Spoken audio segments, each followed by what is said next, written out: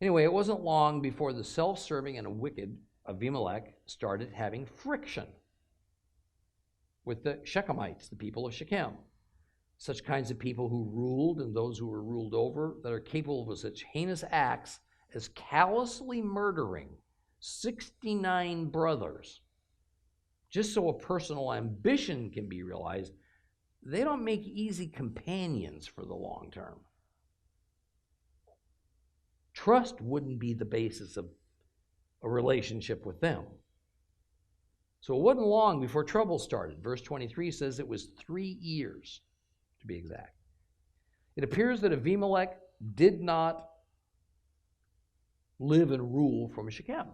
Instead, he appointed an overseer, a kind of a governor, named Zebul, to deal with Shechem.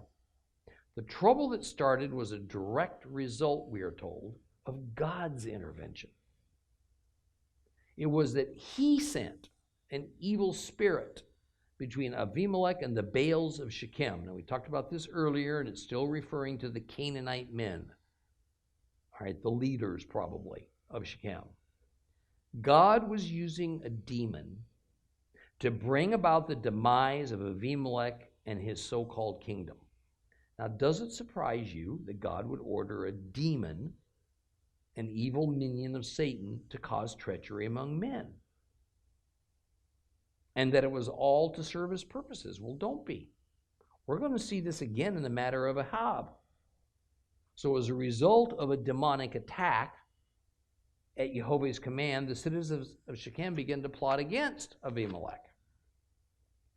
Now, there would have been earthly and practical reasons for the Shechemites to go after Abimelech, at least in their minds there was. But in the end, the Lord, using that demon, fomented it all. What was the main reason for the Lord doing this? Verse 24 explains that it was necessary to avenge the blood of the sons of Gideon.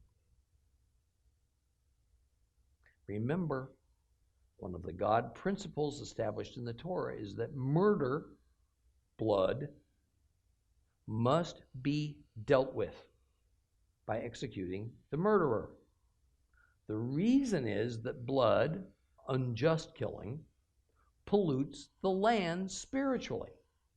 And the only way that spiritual pollution ends is when the blood of the killer is spilled. Otherwise, the land remains under the curse of the law. So God takes the matter into these lawless times into his own hands, and he arranges for the circumstances to bring the perpetrator, Abimelech and his henchmen, to justice. You know, it's interesting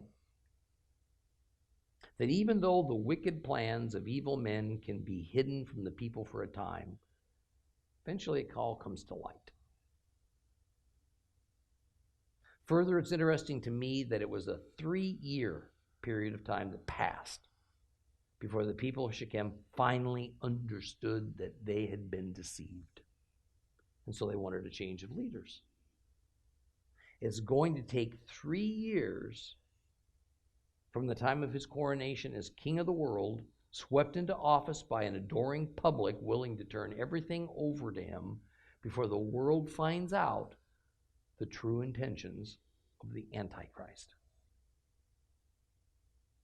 Next week,